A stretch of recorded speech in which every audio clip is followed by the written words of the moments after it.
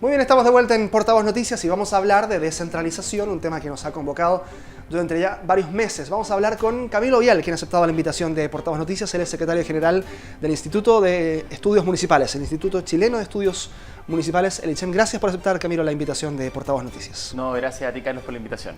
Hablemos de descentralización. Ha habido un seminario en los últimos días respecto de este tema, de conversar con expertos internacionales también acerca de la realidad en otros países de este proceso de descentralización que se ha venido trabajando ya durante décadas en otras zonas del continente. Y en ese sentido, partir preguntándote por el proceso que está viviendo Chile hoy, cómo lo vislumbran ustedes, cómo se está trabajando el proceso de descentralizar el país a nivel de estudios municipales, por ejemplo, lo que ustedes pueden ver. Sí, mira, la verdad es que probablemente hoy más que nunca el tema de descentralización está en la agenda pública o la agenda política con cierto nivel de protagonismo.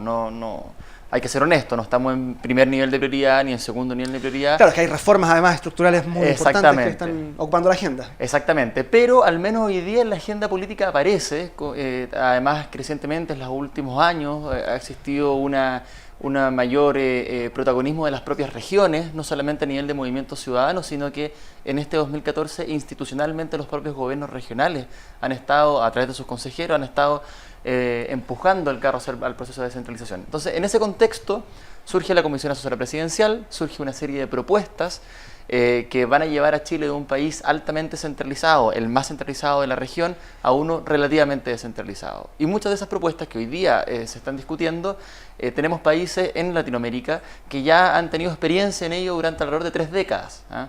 No todas las propuestas de la Comisión, pero sí algunas de ellas ya se han ido probando en otros países. Entonces la idea del seminario que organizamos en el Instituto Chileno de Estudios Municipales fue recoger la experiencia internacional, ver cómo les resultaron esos procesos a ellos, ver en qué fracasaron, en qué tuvieron éxito, dónde estuvieron las dificultades no esperadas, a fin de, para nuestro propio proceso, entender cómo lo podemos desarrollar mejor. ¿Y qué conclusiones se sacan para nuestro país? Porque claro, hay experiencias buenas, hay otras experiencias en las que se ha tenido que recentralizar mucho tipo de decisiones. Y en ese sentido, entonces, saber, después de esta conversación, este diálogo con expertos de otros países también, saber en qué Chile puede ir avanzando hacia una descentralización que sea exitosa para el país, para el desarrollo, y no un retroceso. Sí, mira, hubo varias conclusiones que uno pudo haber rescatado del seminario. Una de ellas muy importante es que en la separación de funciones de la principal autoridad del gobierno regional, porque hoy día estamos hablando que se va a escoger democráticamente al intendente o presidente del gobierno regional, como uno lo quiere llamar. Actualmente el intendente está encargado del gobierno interior de la región, que esto es orden público, seguridad, etcétera, y supervigilancia de la aplicación de las políticas públicas en la región, y por otro lado de la administración general, que tiene que ver con el desarrollo, promover el empleo, fomento productivo, salud, educación, etcétera, ¿vale? A la luz de la experiencia de otros países es correcto hacer una separación entre esas funciones y a quien es encargado, a quien es electo democráticamente, entregarle la función de administración general de la región, pero por ejemplo no entregarle orden público, policías, seguridad y cosas por el estilo, porque se ha visto en otros países a nivel local más que regional, como por ejemplo México, etcétera, que eso ha traído problemáticas importantes. Entonces la separación de esas funciones, que hoy día está relativamente contemplada y hay relativo consenso, es algo que Chile debiera seguir. Por otro lado, cuando conversamos sobre las experiencias en Colombia, en Argentina, que hubo en la época de los 80 una descentralización fiscal fuerte hacia los gobiernos subnacionales, intermedios y locales, hacia el símil a los gobiernos regionales y municipalidades para nosotros. Claro. En ocasiones se permitieron niveles de endeudamiento sin la necesaria restricción de parte del gobierno central, sin ser lo suficientemente cautos para no comprometer el equilibrio fiscal del país. Entonces ahí también hubo una serie de recomendaciones de decir, ok, avancemos en descentralización fiscal, que los gobiernos regionales y las municipalidades ingresen y gasten más fondos públicos, sin embargo con una serie de restricciones que limiten ciertos accionarios para mantener el tema de la responsabilidad fiscal del país, que ha sido un éxito en el caso de Chile en las últimas décadas. Claro, ahora, según lo que hemos podido ir entendiendo de este proceso. En otros países también se ha delegado mucho, precisamente como ustedes decían, en los municipios en cada país. Y en nuestro país, el municipio hoy día no está a cargo del proceso de descentralización como tal, digamos. Es un actor, evidentemente, como gobierno local importante, pero no se ha hablado mucho de los municipios como agentes de cambio en este paradigma de la descentralización. ¿Cuál es el rol que les cabe a los municipios en los próximos años en ese sentido? Es efectivo. Hoy día en la comisión asesora, en las propuestas de la Comisión Asesora Presidencial, las municipalidades han sido un gran ausente, ha estado mucho más focalizada en los gobiernos regionales. No obstante, hay que entender una cosa, desde el retorno a la democracia, el énfasis estuvo mucho más en los gobiernos municipales que en los gobiernos regionales. No todos respondieron, además. No todos respondieron, pero por ejemplo, el mismo 92 comenzó la redemocratización a nivel local, pronto salieron las leyes de rentas municipales, etcétera. No estoy diciendo que a nivel municipal sea todo un paraíso, ni mucho menos. Ni mucho menos, claro. Falta muchísimo por avanzar, pero al menos desde el punto de vista de descentralización, las municipalidades son un poquito como los hermanos grandes de los gobiernos regionales, que hasta el día de hoy ni siquiera políticamente tienen niveles de autonomía razonables, ¿vale? O sea, hay que entender un poco ese contexto. Sin embargo... ¿Y en el proceso de descentralización debiese aprovechar la experiencia municipal entonces para poder ir avanzando? Por supuesto. Además que no tenemos que olvidar que todas las encuestas, todos los sondeos públicos muestran que las municipalidades son la institución del Estado a las cuales la gente por lejos, le tiene más confianza, más que el Congreso Nacional, más que el gobierno central, más que los partidos políticos, más que los tribunales de justicia, etcétera. Las municipalidades es donde la gente deposita más confianza, y no solamente más confianza, sino que creen que pueden solucionar sus problemas. Las municipalidades hoy día en Chile son absolutamente fundamentales para la aplicación de una serie de políticas públicas, aunque vengan del gobierno central, pero se aplican en el territorio de cierta manera. No tenemos que olvidar los casos de salud, educación y tantísimos otros. Entonces, en consecuencia, un desafío, y que yo creo que todavía queda el desafío con las propuestas de la Comisión, es generar articulaciones vinculantes, por ejemplo, entre las municipalidades y gobiernos regionales. No podemos pensar una descentralización que corra por el nivel intermedio, pero que a nivel local quede relativamente estancada. Hay algunas propuestas políticas que hablan de generar asambleas regionales en las cuales hubiese una posibilidad de unir el trabajo de los consejeros regionales con también los municipios, y todo esto se generase una posibilidad de asamblea regional. Lo hizo en una propuesta RN, incluso Amplitud también ha hablado de eso. En ese sentido, ¿cómo ven ustedes, como Instituto Chileno de Estudios Municipales, esta posibilidad de generar asambleas ciudadanas en cada región en las que el trabajo fuese conjunto, tanto de los municipios como, por ejemplo, de los consejeros regionales, el intendente, los alcaldes, todos ellos en una especie de asamblea? Mira, en general los procesos de descentralización tienden efectivamente a promover la participación ciudadana y la participación política de todos los actores que están presentes en el territorio, ya sea a nivel local o ya sea a nivel regional, ¿ya? Instancias formales han existido, no solamente con motivo de las propuestas de la Comisión ahora, ni tampoco con propuestas de otros sectores políticos. Instancias desde siempre han surgido, quizás para algunos proyectos concretos, no tan globales. El punto no está tanto en generar la instancia, sino que en desarrollar una metodología coherente para que efectivamente las distintas voces participen. Es políticamente incorrecto hablar en contra de la participación ciudadana, por supuesto, ¿eh? Lo que siempre es necesario promover la participación ciudadana. El tema también es que cuando uno reúne a la población hay que considerar las condiciones en las que las reúne y qué porcentajes de tiempo le da a cada uno, etcétera. A mí personalmente me ha tocado desarrollar varios diálogos regionales y a veces caíamos en el error de invitar a actores de toda la región en la capital regional. En consecuencia, la gente de la periferia en la región no llegaba.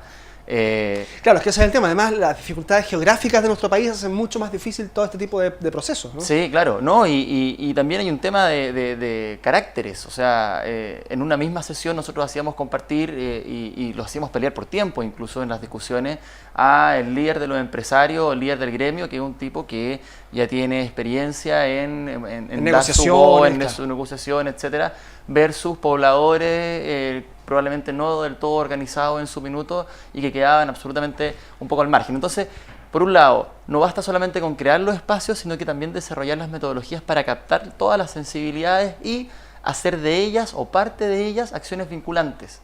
Muchas veces el gobierno central va a las regiones, o muchas veces los propios gobiernos regionales y las municipalidades generan diálogos locales y regionales sin vincular las decisiones que se tomen con efectivamente políticas públicas concretas, ¿ah? queda como un depositorio de buenas esperanzas, buenas ideas, buenas prácticas, y yo tengo la sensación que a nivel territorial hay mucha gente que ya se ha estado cansando un poco de eso. Ahora, hablábamos antes de entrar en esta conversación al aire, de la visión que se tiene de las regiones de Santiago, ¿ah? Y en ese sentido cambiar el foco respecto de lo que se piensa hoy en día en los distintos territorios de la capital, esa lucha de ir en contra de la capital, que muchas veces es necesaria para alzar la voz, para darse a conocer, no siempre es del todo práctica muchas veces, porque efectivamente todavía hay muchas decisiones que se toman y se van a seguir tomando en Santiago, y en ese sentido quizás es más práctico tomarlo como una región más. No sé si compartes ese diagnóstico. Absolutamente. Nosotros nos dedicamos a estos temas de descentralización más bien desde el mundo académico, entonces no nos metemos tanto en la estrategia política para descentralizar el país, sino que tratar de aportar con investigación y estudio. Pero efectivamente, quienes están más en la vereda de pelear estratégicamente para descentralizar el país desde una posición más bien política, efectivamente es importante tener los núcleos en las propias regiones distintas de la metropolitana, porque ahí es donde se produce la tensión centro-periferia, como se suele decir. Claro.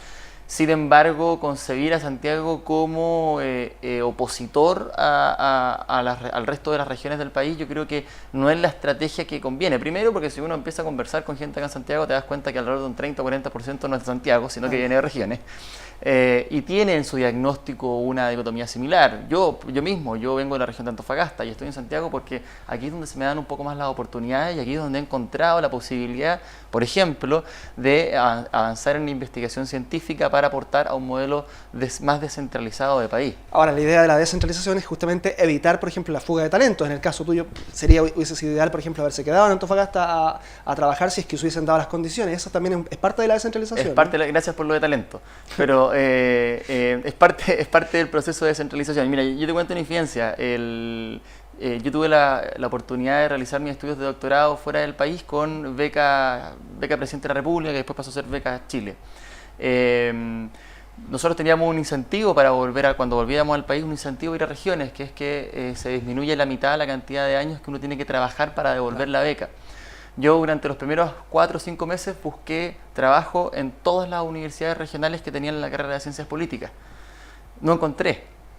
Y empecé a tirar el currículum acá en Santiago y a los 2 meses ya tenía un par de ofertas laborales. Entonces, eso también te marca un poco y no era solo yo, hubo una encuesta en esa época que hizo la Universidad de la Frontera, hizo un estudio de la Universidad de la Frontera encabezado por Heinrich von Baer, que es uno de los grandes descentralizadores del país, donde se le preguntó en esa época a estudiantes como yo, que estaban en el extranjero, a dónde querían volver. Y la gran mayoría, yo te digo el 70% aproximadamente, decía que prefería volver a regiones. Sin embargo, lo que efectivamente se volvían a regiones era el porcentaje inverso. Claro, efectivamente, es algo que tiene que justamente tratar de cambiar la propuesta de descentralización del país. Por último, antes de cerrar, y a modo justamente de conclusión, hay un proceso de descentralización que avanza y que incluye también un traspaso de competencias y de responsabilidades para las regiones. ¿Cuán preparadas, según ustedes, según la visión que tienen como instituto, cuán preparadas están las regiones para asumir ese desafío? Mira, ese es uno de los típicos argumentos, dándolo vuelta, un típico argumento de la gente que está en contra de la descentralización. Claro. Es decir, pero ¿cómo hoy día se habla de transferir no solamente más competencias a los gobiernos regionales, sino que servicios públicos completos? Corfo, por ejemplo, o al menos parte de Corfo. Claro. Cercotec, INDAP, o sea, que son verdaderos monstruos desde el punto de vista presupuestario. Piensa tú que Corfo ejecuta más dinero que todo el FNR, todo el Fondo Nacional de Desarrollo Regional a nivel nacional. Claro. Entonces, mucha gente en Santiago dice, pero ¿cómo es posible que le vamos a transferir esto a las regiones si es que con suerte son capaces de ejecutar sus presupuestos que ya son exiguos, que en total representan el 3% del presupuesto nacional? Yo creo que no nos tenemos que quedar en eso. Efectivamente, las regiones tenemos que avanzar no solamente en capacitación o mayor formación de personal, sino que principalmente en mayor dotación. Hoy día los gobiernos regionales, en cuanto a dinero, están ejecutando alrededor del doble de plata de lo que ejecutaban hace 5 o 6 años atrás con prácticamente las mismas personas, prácticamente la misma cantidad de gente. Entonces, no solamente hay que fortalecer los equipos en cuanto a cantidad, además de hacer capacitación, y lo otro es que la transferencia de competencias, como se ha establecido, viene también con transferencia de recursos, entre comillas, recursos económicos y recursos humanos, con gente. No es que el Corfo regional se le pasa al gobierno regional sin la gente, sino que todo ese grupo de funcionarios y de trabajadores, la idea es que pase a pertenecer al gobierno regional y eso es una forma de ir fortaleciendo su estructura. No tenemos que pensar de que con la transferencia de competencias y más recursos a los gobiernos regionales y municipalidades de un día para otro va a hacer todo mejor a nivel territorial. Va a haber un periodo razonable de ajuste, y no te digo semanas ni meses, sino que te digo años, donde van a haber problemas, donde Contraloría va a tener que estar encima porque se están ejecutando nuevas funciones a equipos que no estaban acostumbrados a ellas. ¿Ah? Sin embargo, yo creo que ese no debe ser un argumento para frenar. Sí para anticipar posibles problemas, sí para anticipar posibles políticas que traten de mermar esa situación. Perfecto. Queremos agradecerte la posibilidad de conversar de estos temas de descentralización y por supuesto todo lo que tiene que ver con el trabajo municipal a puertas de este proceso de cambio que es inminente al parecer. Así es que bueno, muchas gracias Camilo Vial, secretario general del Instituto Chileno de Estudios Municipales, por aceptar la invitación. No, Carlos, muchas gracias a ti, muchas gracias por invitarme al programa y también un saludo a todos los telespectadores a lo largo y ancho del país. Perfecto, muchas gracias. Recuerde usted que puede informarse en portavoznoticias.cl de todo lo que ocurre en las distintas regiones del país a través de los informes de los 23 canales asociados a Arcatel. Nos reencontramos pronto, que esté muy bien.